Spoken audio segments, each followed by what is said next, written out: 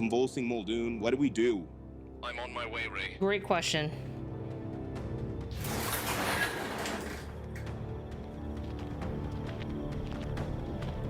I see them, Ray.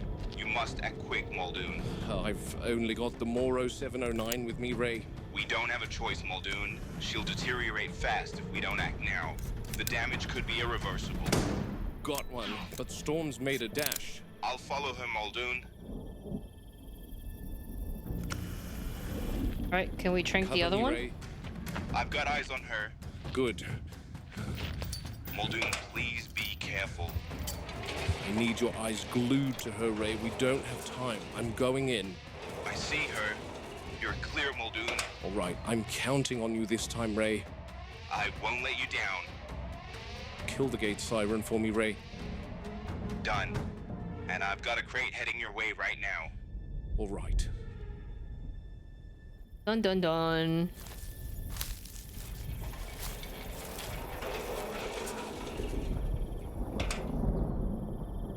This has to be 100% them faking I can it. hear it. The pilot's given me T-minus 40 seconds. Yep, I see it. She's straight ahead of you, Muldoon. Crouched in the reeds. The sound of the chopper is probably frightening her.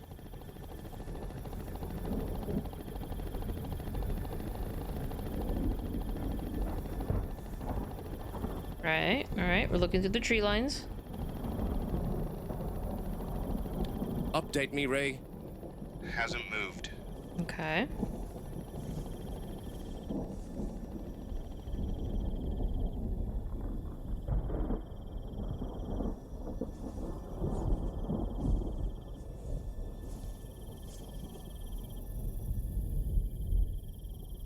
Quiet.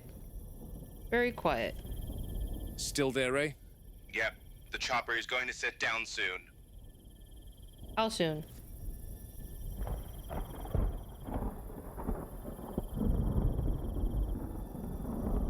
Keep the bird in the air.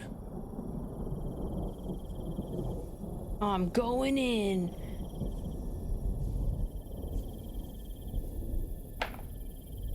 Okay.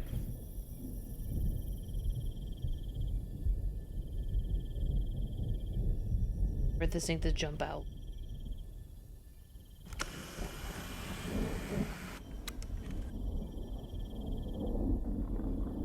Where are you?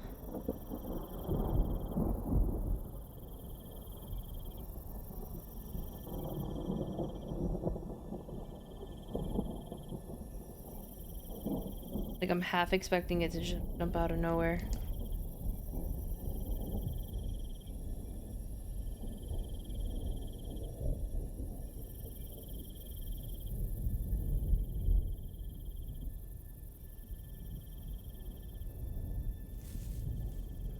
Oh, oh, oh, oh, oh, oh! It just jumped him. It just jumped him.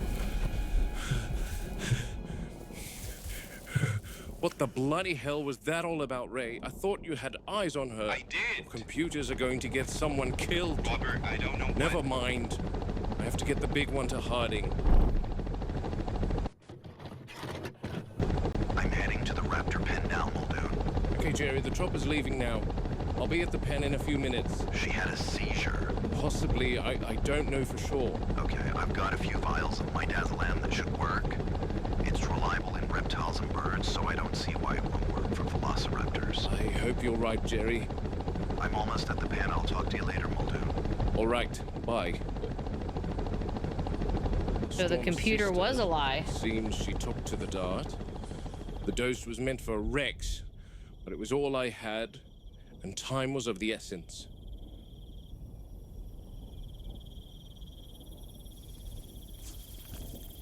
Storm, on the other hand, almost had her way with me. Tail twitch is always a good sign. I'll double check for adverse effects, and then go strangle Ray Arnold.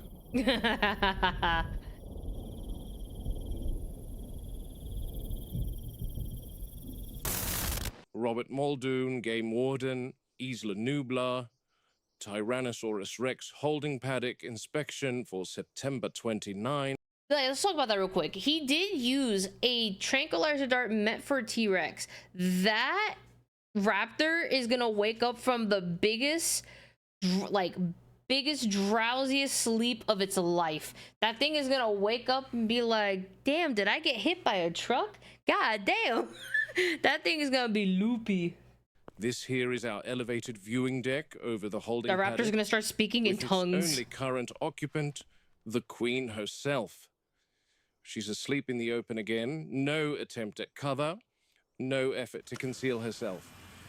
An animal with nothing here that can challenge her has zero instinct to hide. That's the confidence of an apex predator with absolute dominance over its environment. Hell yeah, we love a separated her from the confident, strong juvenile for the queen. lysine cycle this time. Couldn't risk administering supplements together. Too much aggression, too much competition over food. At their size, a dispute isn't just simply posturing. It can accumulate in death. The juvenile's reaching that threshold where tolerance disappears. So we stagger feedings, isolate them, make sure each animal takes its tablet without the other interfering. It's a strange thing designing animal husbandry protocols around chemistry instead of ecology. In the reserve back in Kenya, separation meant injury recovery, breeding management, or relocation. Here it means making sure two engineered predators don't kill each other over a medicated ration. Ooh.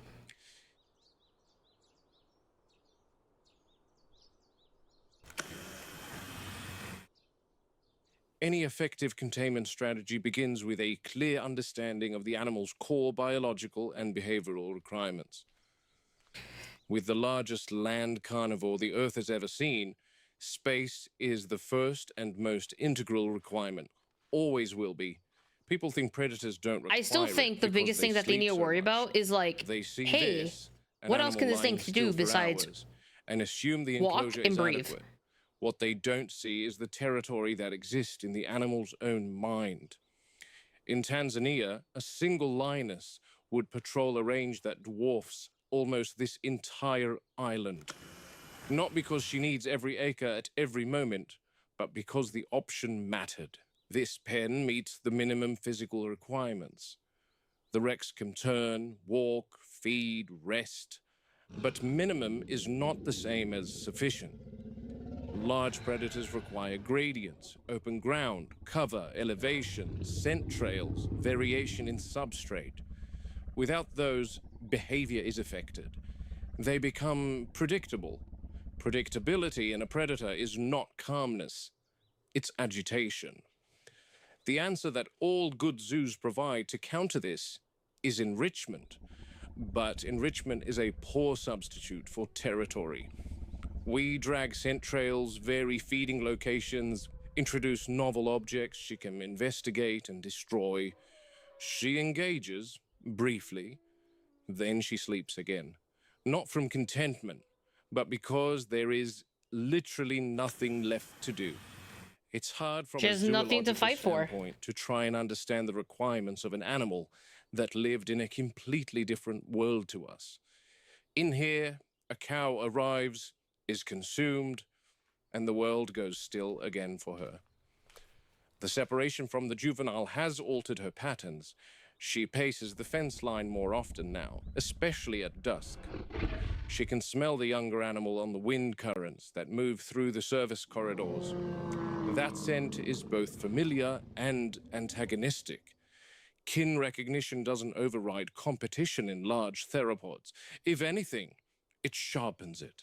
People assume aggression is a flaw in the animals. It isn't. It's a requirement. A predator that hesitates doesn't eat. A predator that tolerates rivals doesn't breed. True. What we call aggression is simply an evolutionary solution to scarcity. We remove the scarcity, but the aggression remains.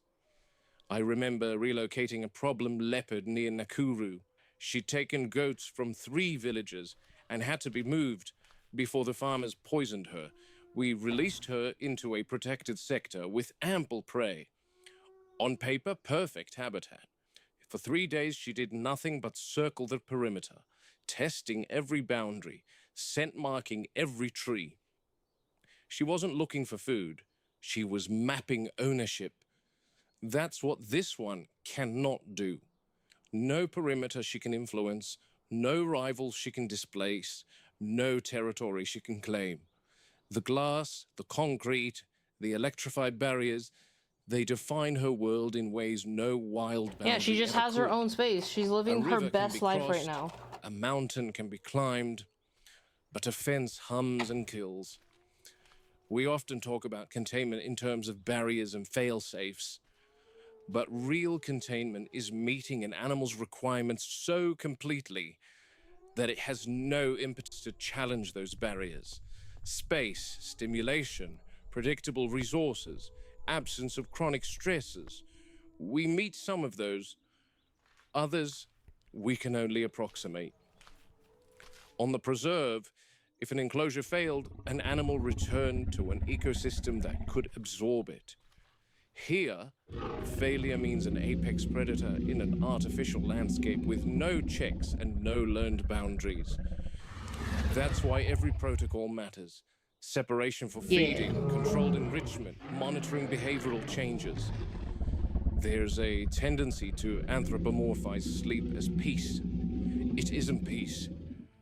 It's conservation of energy between demands that never come. In the wild, rest is earned between hunts, conflicts, migrations. Here, rest is the default state. Still, she is magnificent. Perfectly beautiful adapted creature. for a world that no longer exists, confined to one we built for spectacle and control. Our task is to ensure that, within these limits, her needs are met well enough that instinct does not turn into desperation, because desperation is when predators test fences. I almost feel sorry for her. She's just watching me, Jerry. Just sitting there like she's deciding whether I'm worth the Menacingly. effort. She's watching But you I can bet menacingly. that if this pen wasn't here, she'd try and show me, that's for sure. Like Storm yesterday, almost snuck up on me. Yeah, I heard. Ray Arnold and his computers. Tell me about it. But she's alert and responsive. This is the first seizure I've documented in any of the park's animals, let alone a raptor. So it was You're a seizure. certain it was a seizure and not some toxin or neurological infection? Positive. Full tonic-clonic presentation. Rigidity, limb extension, mandibular clenching, followed by rhythmic convulsions. I administered intramuscular midazolam. The convulsions subsided within 90 seconds. And the lysine? I injected her once she stabilized. At this stage, it's going to be observation, monitor respiration, coordination, pupil response, and watch for recurrence. You're telling me this happened because she missed a supplement, Jerry?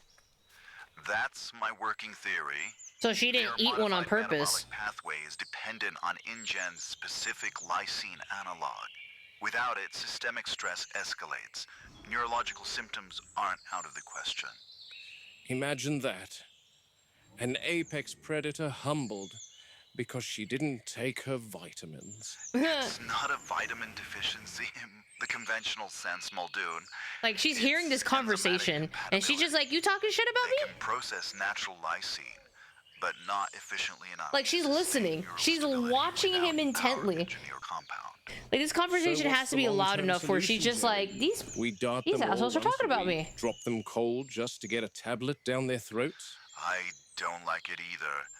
Sedation carries risk. Respiratory depression, dosing errors, stress myopathy, but with an animal that refuses oral intake, parenteral administration may be the only reliable route. She's staring holes through me, Jerry. No fear, no confusion. If anything, she looks irritated that we interfered. That's consistent with rapid benzodiazepine clearance in theropods. Sedation fades, cognition returns, and they start remembering. Brilliant. So next time we come at her with a dart, she'll be ready. If this seizure was lysine related, which I'm completely positive that it was, maintaining her schedule should prevent recurrence. I She hasn't moved mean, from that spot, just breathing should slow. work. Like she's filing this away for future reference. With her, I would assume she is. Keep visual contact, note any tremors or ataxia, and call me immediately if anything changes, Muldoon. Understood. Yeah, she's staring him down. I'm like, currently she's in the staring him service down. She's corridor like, between I'm the gonna get wrecked your holding ass the pen moment I and get the out this paddock damn proper. cage. I'm getting The your adult ass. was That's what she's returned to the thinking. paddock. That's her mentality. So both Rexes are back in here now. Tomorrow we should administer the lysine to the adult Rex. We can do that by simply leaving the tablet in the enclosure rather than separating, as the juvenile doesn't yet dare to approach the adult while she's feeding.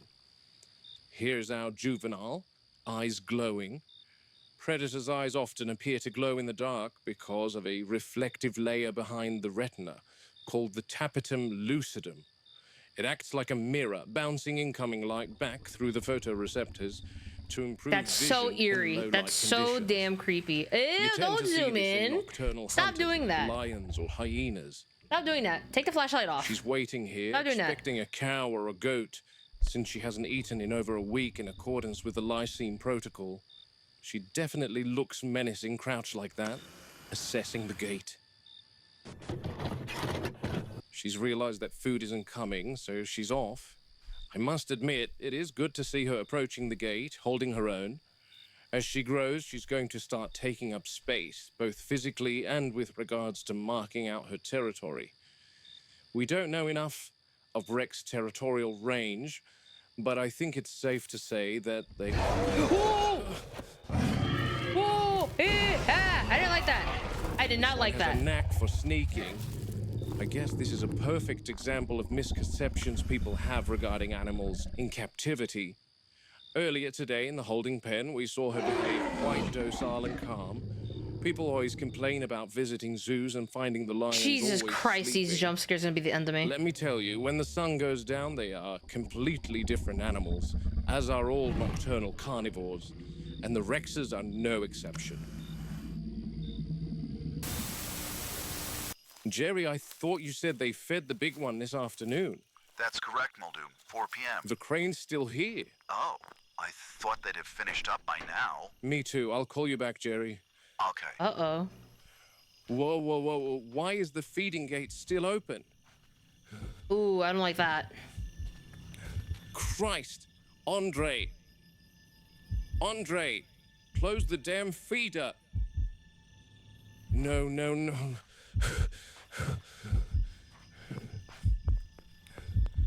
Oh, go inside, go inside, go inside. It's out, it's out. It got out. It's not in the enclosure anymore. Oh, that's a dead body. Good God.